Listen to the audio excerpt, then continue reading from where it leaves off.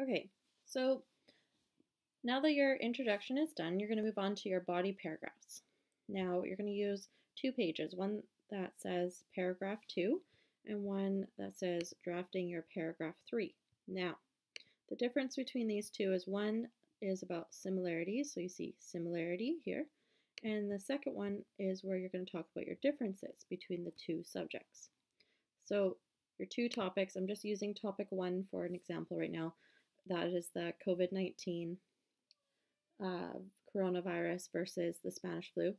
Of course, you can also go the economic route and go and see how the COVID-19 virus affected our economy and the similarities and differences between that and the Great Depression. Either works. So the paragraph 2 is where you're going to talk all your similarities. So you're starting with your topic sentence.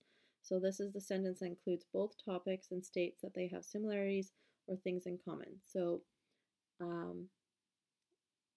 this where you'd be like the COVID-19 virus and the Spanish flu are both pandemics that affected the world. They have they have several similarities.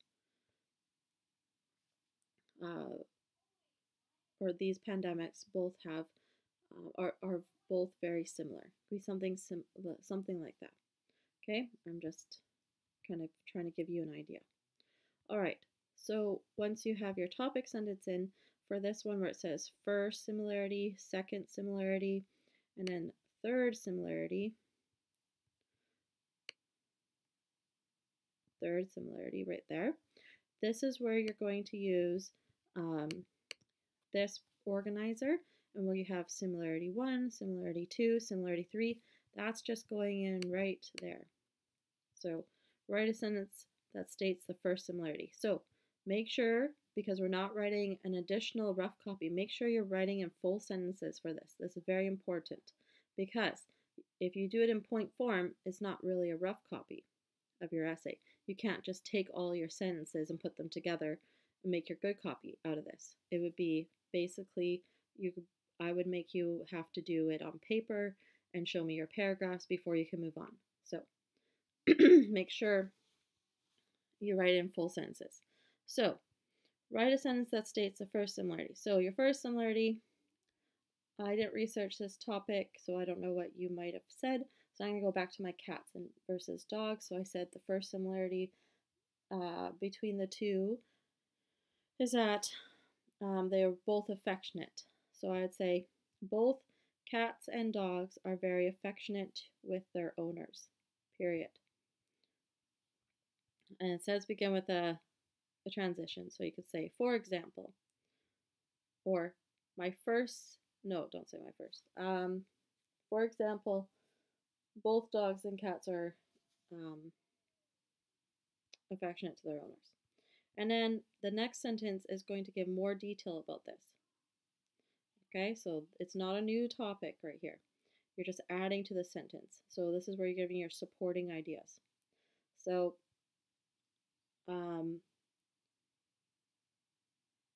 I could say both cats and dogs like to sit with their owners and will show how they care by licking them on their face.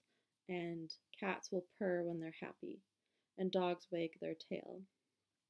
And this is how we know that they are happy.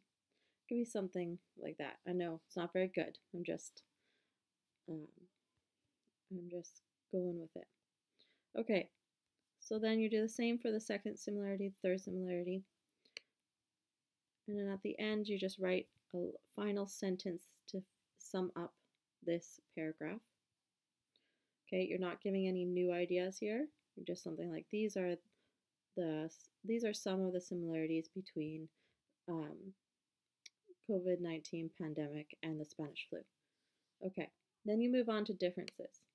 So again, you're going to use this page, this organizer, and move down to differences.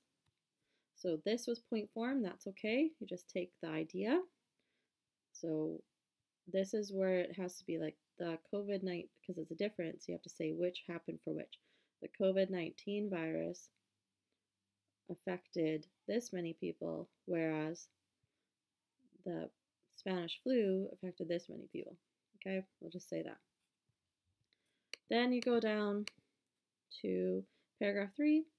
Again, start with your topic sentence. So begin the sentence that includes both topics, state the differences between them. So this says, and try linking them to the last paragraph. So that they said, an example is how to start was saying, besides all their similarities. So besides all their similarities, the COVID-19 virus and the Spanish flu pandemic have quite a few, or a lot, or whatever you want to say, differences between them. For instance, and then you're starting with your idea. The Spanish flu affected this many people, whereas the COVID-19 virus affected this many people. So that was kind of my pretend idea that was on that page. I'm just reiterating it here. And then you're going to support that idea with some evidence or some something you researched, but it's still on that same idea, talking about how many people are affected. You could say why that many people are affected, like the Spanish flu affected more people because it was a more deadly flu or something like that. Or you could say it affected more people because they didn't communicate as well globally as they do now, or they didn't have the same medical events as we have now. Whatever the thing is, would go here. Okay, sorry. Going on. Then you go to the second difference and the third difference, and then you finish off your paragraph by having a concluding sentence. So these are some of the many differences between the COVID-19 virus and the Spanish flu. Okay, I'm sorry about my pausing in my video, trying to get my ideas out clearly. Sometimes that can be a challenge, but I hope that made sense. And yeah, if it didn't, just clarify with me via the chat on Teams.